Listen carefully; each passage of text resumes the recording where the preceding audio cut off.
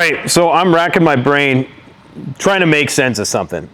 Perhaps you guys can muse with me a little bit about how is it possible that the fate of humanity lies in the hands of one man, Steve Witoff. Why isn't anybody talking about this?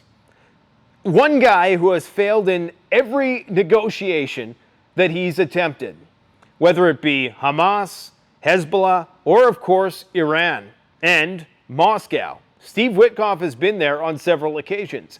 The situation's only escalated since those visits. And remember what happened in Iran. 2 days prior to him allegedly going there for another round of talks by a third-party mediation, of course, they tried to kill all of the Iranian leadership. So how is it possible that this one guy out of the 350 million Americans and hundreds of millions of Europeans who has yet to broker one deal, yet to resolve one conflict, how is it possible that Donald Trump has put in the fate of humanity in this guy's hands? Do you feel confident? I mean, what is the prospect of something good coming out of this meeting? How delusional do we have to be? Unless there's some sort of back channel deal that's being discussed in secret that we don't know about, which seems unlikely, because consider that in just the past couple months, the United States has agreed to sell Europe $1 trillion worth of weapons over many years for the explicit purpose of killing Russians. Okay, we want you to up your 5%, GDP for, the purpose of military expenditures. And you're going to use that, obviously, to try to kill Russians or force your will against Russia.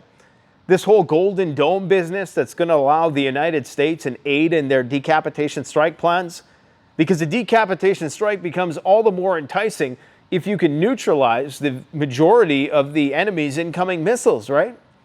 The nuclear submarine comment just recently.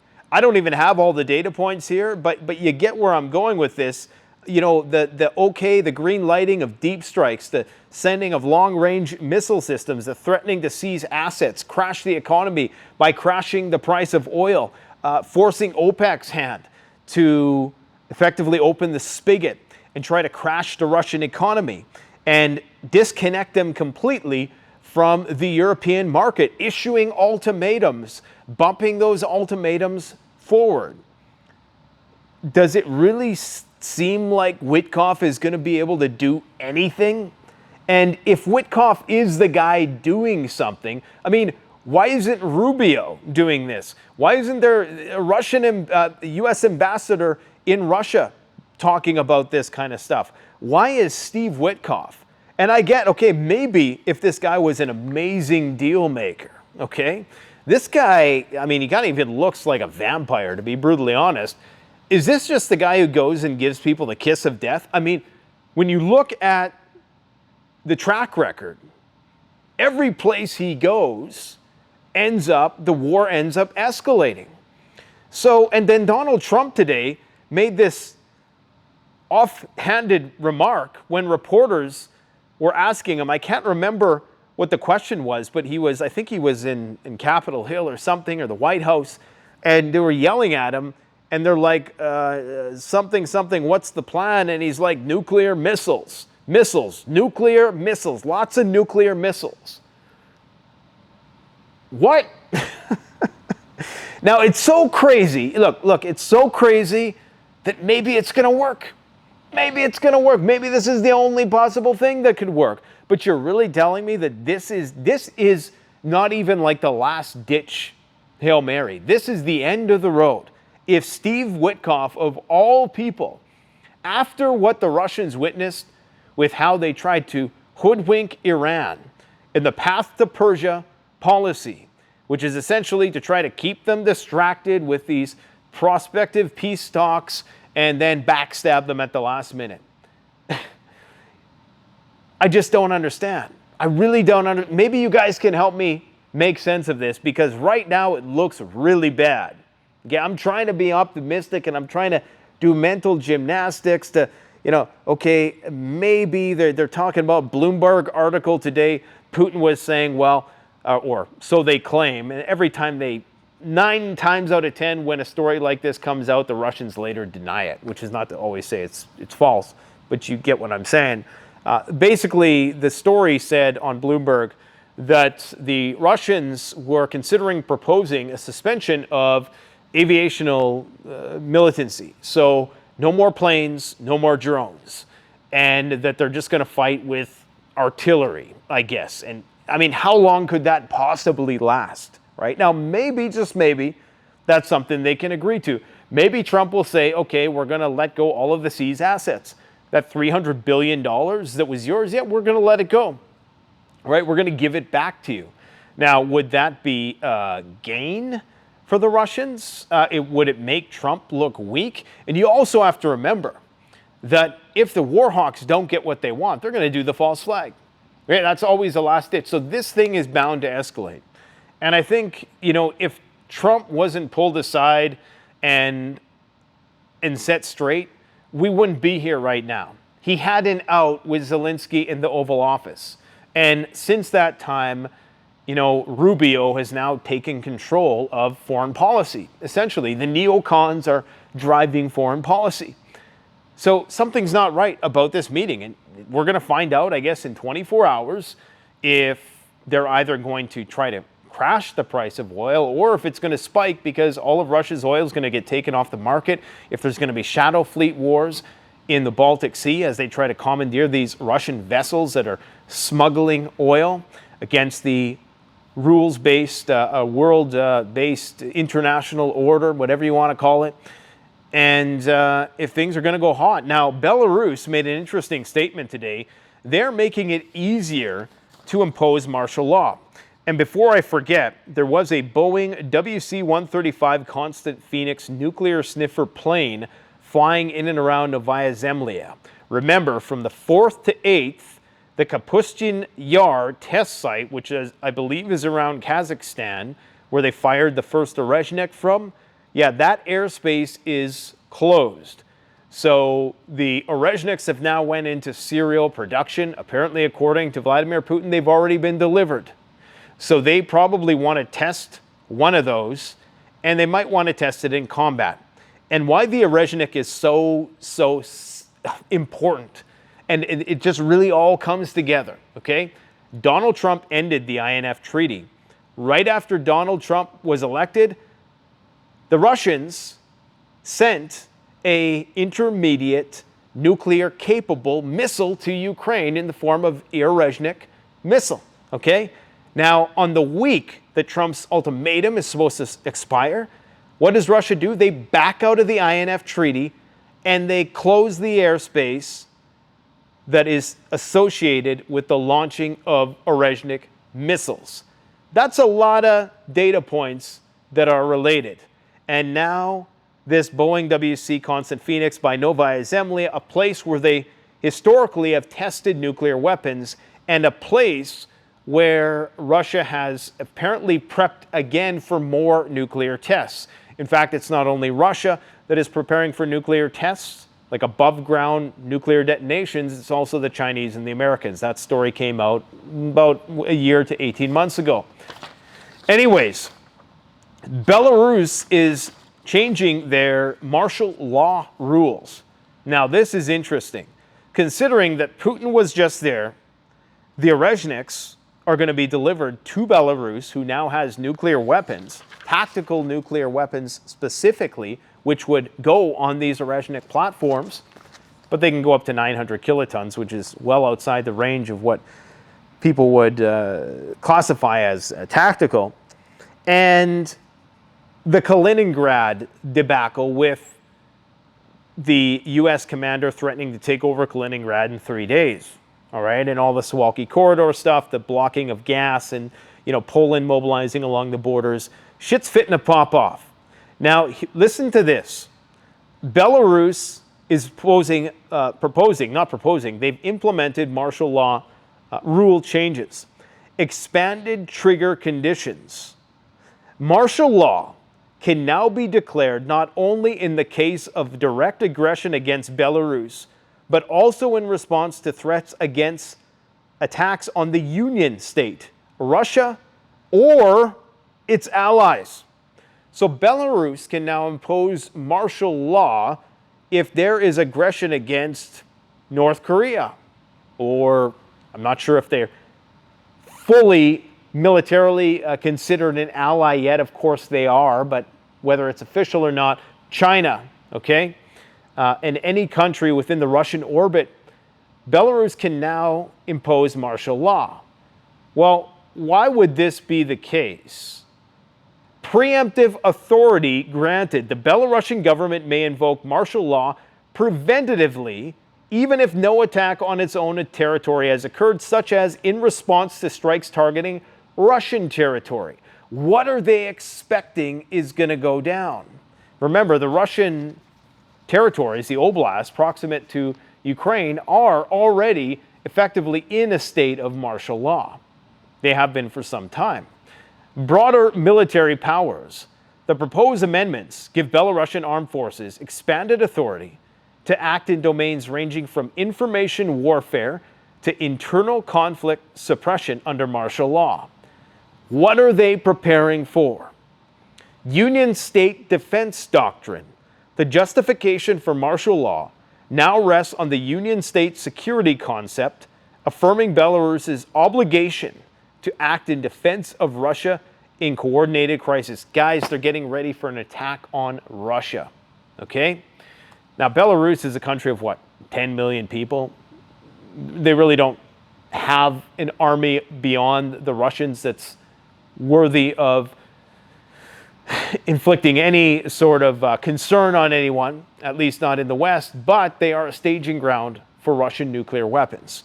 And they could, I've suspected, be used as a patsy, used as a fall guy for Russia. Well, Belarus launched them, not us. You know, it's kind of a interesting intermediary option that they have, so not to, as a loophole of sorts, so to say, well, it wasn't Russia that fired the nuclear weapon. It actually came from Belarus. Now, that doesn't mean that the Russians are going to throw Belarus under the bus. It just means that it's a convenient launch pad. And you know that a lot of people in Belarus do not like the idea of Lukashenko being a patsy for Vladimir Putin. But it is what it is. They've chosen their vassalage. Now, there's some other news worth reporting here, but I still can't get over this Witkoff thing. It's just, you know, when you really actually think about the idiocracy and every single thing that has happened and how dumb this society is, that a real estate broker is trying to negotiate us out of thermonuclear Armageddon. I mean, it fits perfectly in line with all the other dumb shit going on right now. I mean, it might as well be Dennis Rodman. You know, really. I mean, he probably would have a better chance based on Steve Witkoff's track record. Okay, so Russia is aiming to form 10 new divisions by year end. According to the current Ukrainian commander Syrskyi, 10 new divisions. What's a division, like 20,000 troops? So that's easily 200 to 250,000 more troops that are going to be added. That's, I mean, Canada has 60,000 troops.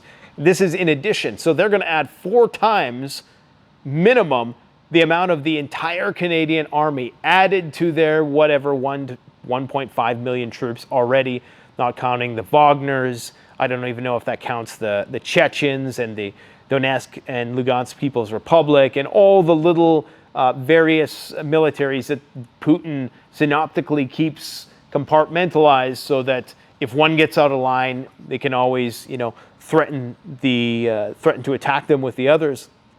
A very, very interesting development. In Iran, there was a large explosion at the IRG site in Shiraz.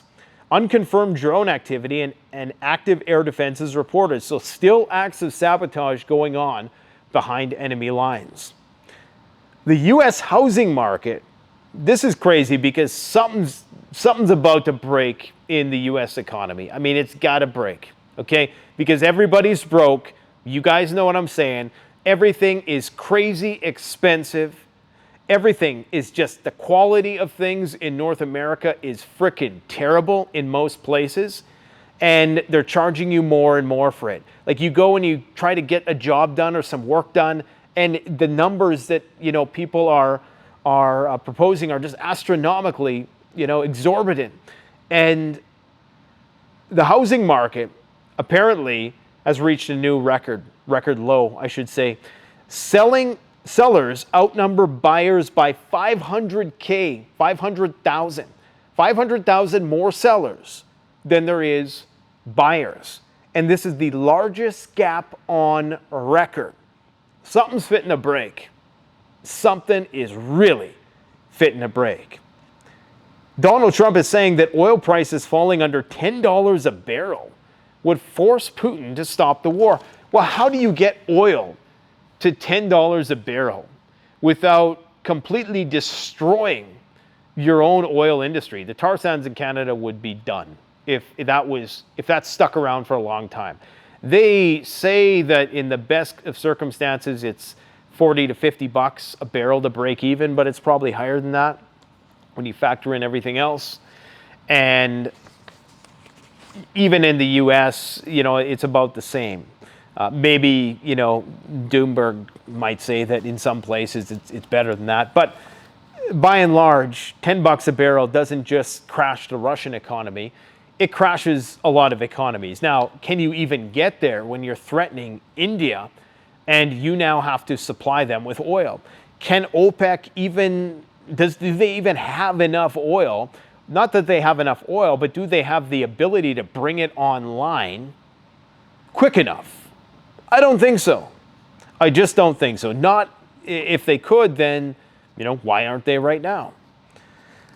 Because it's a cartel. That's about it. That's about all I got for you. So we're going to find out something in the next day, definitely by Friday, because that's when the ultimatum is up. And I guess we're going to see if that Orezhnik goes up in the air. That will probably be the tell as to whether or not Witkoff has succeeded for the first time in history at resolving a conflict or de-escalating it, for that matter. Doesn't look good, folks. It does not look good, no matter how you slice it. Let me know what you think about this situation in the comment below. I'm going to say one more thing. Okay, I wasn't going to talk about this, but I'm going to talk about this. Why not? There was this story on RT. This is for, the people who are, kind of more in the know of what's going on. This story on RT. I'm not sure if you can read that. Okay. You could probably read that. Should be in focus there. Okay. If you couldn't read it, I'll read it for you. It says, Russia is bringing missiles back in reference to them abrogating the INF treaty. And this time, it's personal. Now, this on Russia Today is a very unusual headline. Typically, and Russia Today is the mouthpiece of the Kremlin, as are most Russian media outlets, they will not post anything that will go against Vladimir Putin's best wishes. Typically, they always present Putin in a very non-emotional, non-combative light. So for this headline, Russia is bringing missiles back. And of course, they're talking about nuclear missiles. Let's get real. And this time, it's personal. Well, that conveys, and even you got like America on the side, you got missiles, you got Putin looking quite stern, and they're chalking it up to the US deploying their own intermediate range missiles inside Europe, and the Russians doing this in response. But if you ask me, and perhaps I'll leave on a positive note, maybe this is Vladimir Putin trying to appear stronger, to try to appease the Russia warhawks who want him to push the button, okay? Who want him to engage NATO, who want him to establish nuclear deterrence, who've been nagging him, use a nuke, use a nuke, use a nuke. Maybe this is to try to appease them because he knows that they're going to make concessions this week. Maybe. I doubt it, but maybe. If it means postponing Armageddon, maybe he'll say, okay, we'll take the hit, but we have to first make it look like we're getting something. So what are they going to get? Okay, maybe they'll get the seized assets. Well, that's not really getting something, because since the time that it was seized 3 years ago, you're already maybe 50 billion in the hole. I mean, how much inflation has taken place since that time, right? How much is depreciated? Because they've been skimming off the returns on those investments of those seized assets. NATO's been taking that, which is effectively stealing from the principal, because, of course, inflation. So you're not really getting anything out of that. So they have to maybe get something else, right? Now, would Putin be content with the existing territory that they've gained? Probably. I mean, when you think about it, they have the land that has the largest amount of, they have the nuclear power plant, they have the highly, resource-rich lands in the east of Ukraine. Of course, they would likely want some sort of guarantee up to a certain point. But there is a possibility that Putin is, appearing more emotional and combative in the run-up to making some concession. And of course, they would do that via Margarita Simonian's Russia Today.